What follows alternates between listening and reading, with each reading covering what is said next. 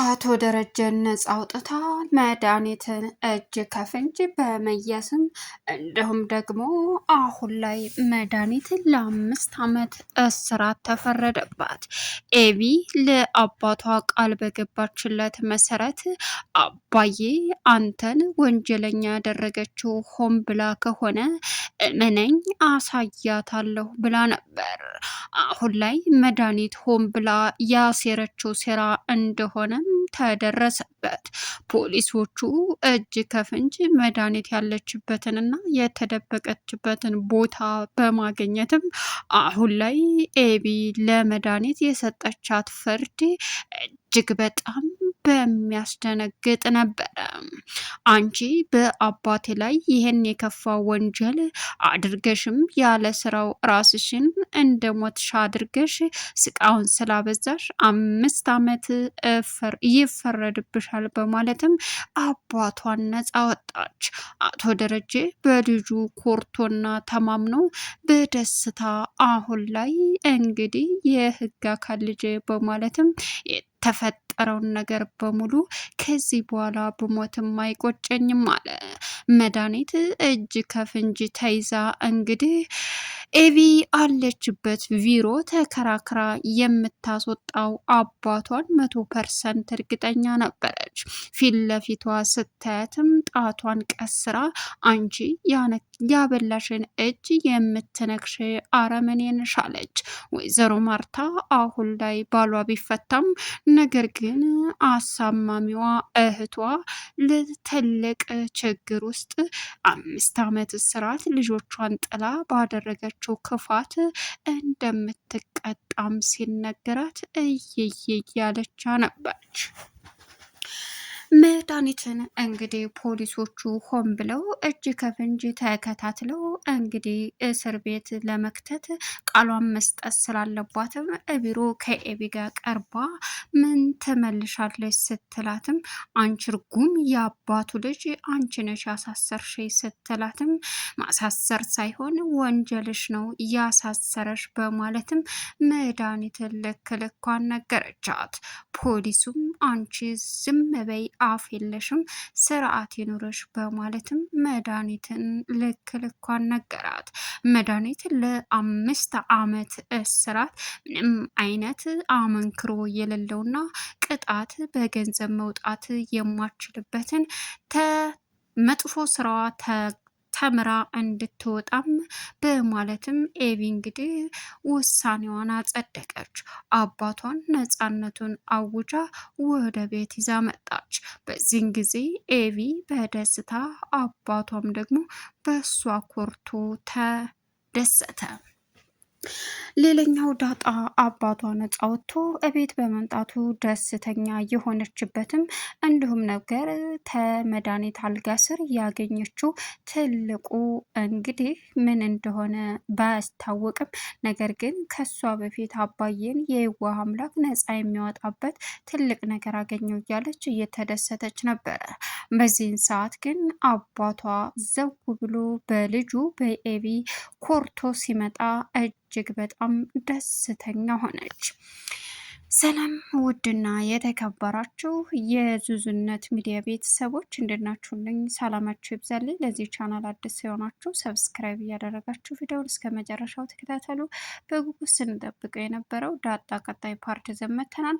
እንግዲህ መድኃኒት ባደረገችው አሰቃቂ ጉዳይ እንግዲህ የተንጠበጠበው ደምም ግዴታ ምርመራ ላይ ሲደረግ የሰው ደም መሆኑም ታወቀ። ነገር ግን አቶ ደረጀ ዝቶብኛል እሱ ነው ነፍሰ ገዳይ የሚልም ሪከርድ ስለተላከላቸውና ስለተሰማላቸው አሁን ላይ አቶ ደረጀን እስር ቤት ቢከቱትም ነገር ግን እሱ እመኑኝ ምንም አላደረኩም፣ ይሄንን ከሌላ ልጅ እንዳለኝ ስላወቀች ቤተሰቤን እና ትዳሬን ማጣት ስለማልፈልግ አዎ አስፈራርቻታለሁ፣ ነገር ግን ደግሞ ገድያታለሁ ማለት አይደለም፣ እኔ ንጹህ ነኝ፣ እልቅስ እሷ ሆን ብላ እየቀመረችባቸው ነው ብሎም ለፖሊሱ ቢናገርም ፖሊሱ ሊረዳቸውና ላምናቸው ባለመቻሉ በሰዓቱ እንግዲህ አቶ ደረጀ እስር ቤት ማደር እንዳለበትም ተነገረ።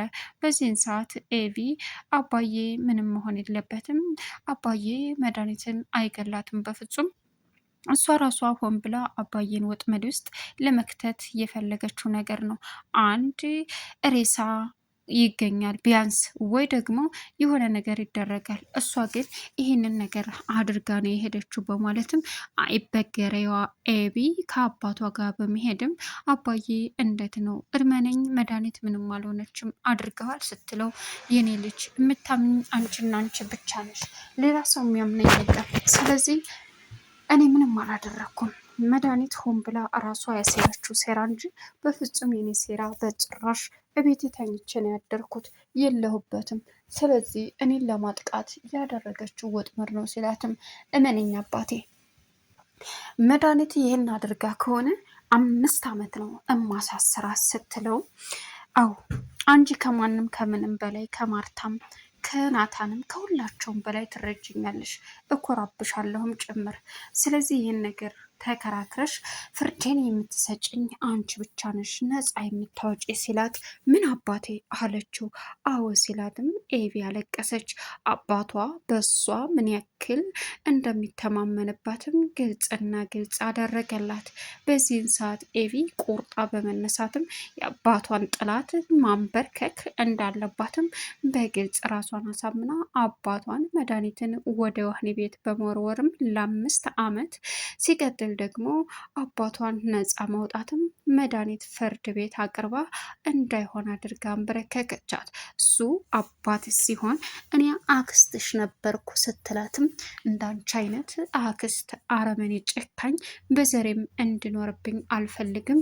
አባቴን እንደዚህ አድርገሽ ህይወቱን ስታመሰቃቂ ዝም ብዬሽ ነው ለካ አንቺ እዚህ ደረጃ ድረስ የሄድሽው በማለትም ኤቢ እንግዲህ መድኃኒት ፍርዷን እንድታገኝ አደረገች። ሌላኛውና ከባዱ አሁን ላይ እንግዲህ ለፖሊሱን በእርግጥ ሌላ ልጅ አለ ሲለው አዎ ሌላ ልጅ አለ ብሎ አምኗል።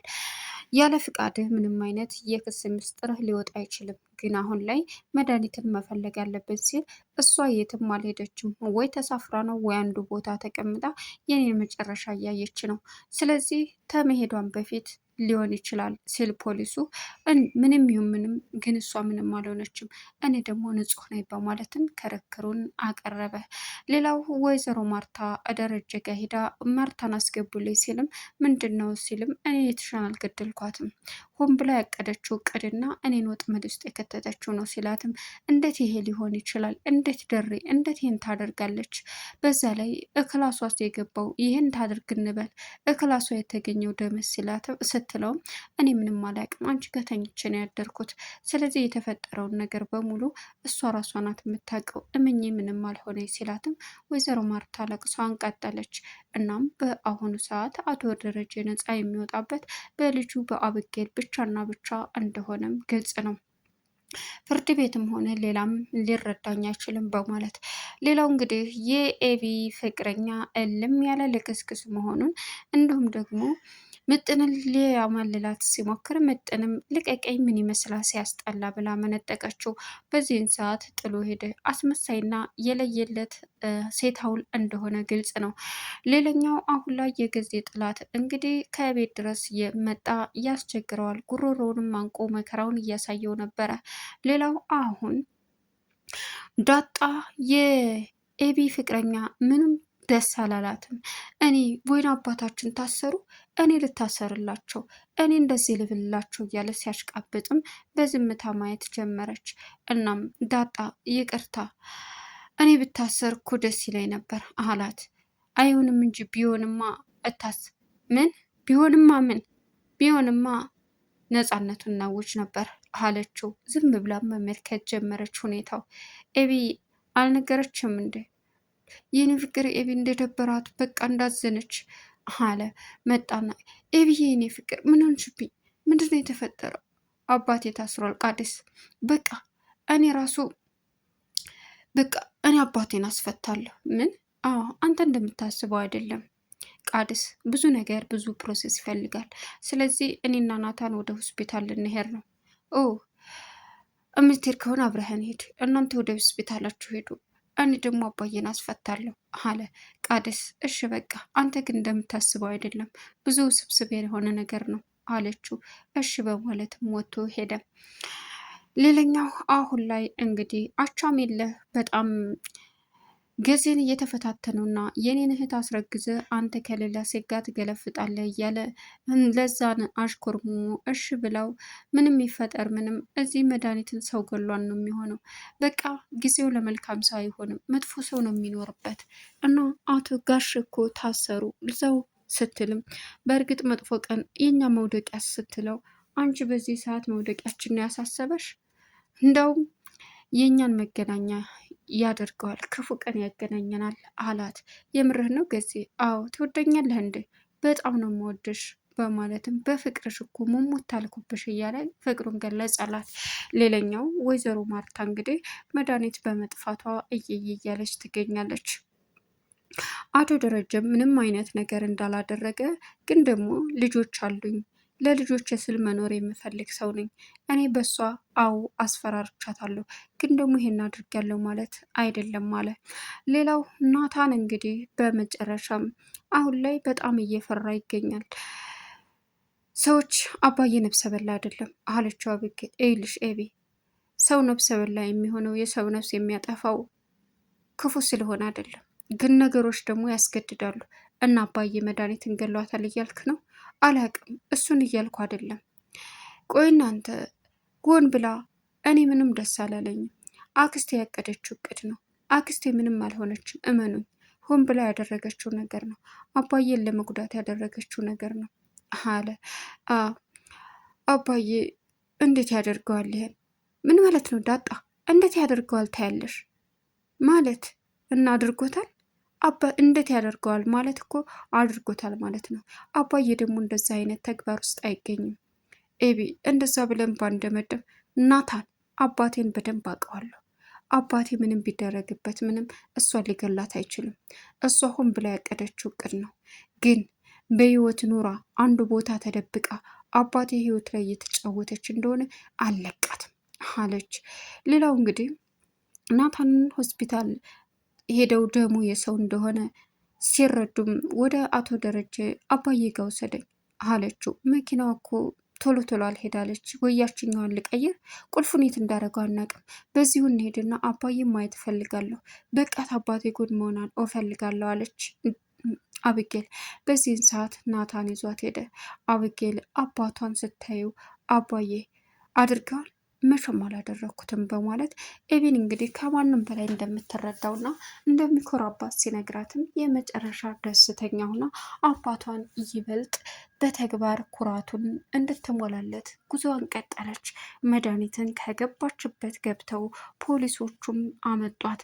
አሁን ለፍርድ ቀርባ ቅጣቷን የ5 ዓመቷን ተቀበለ።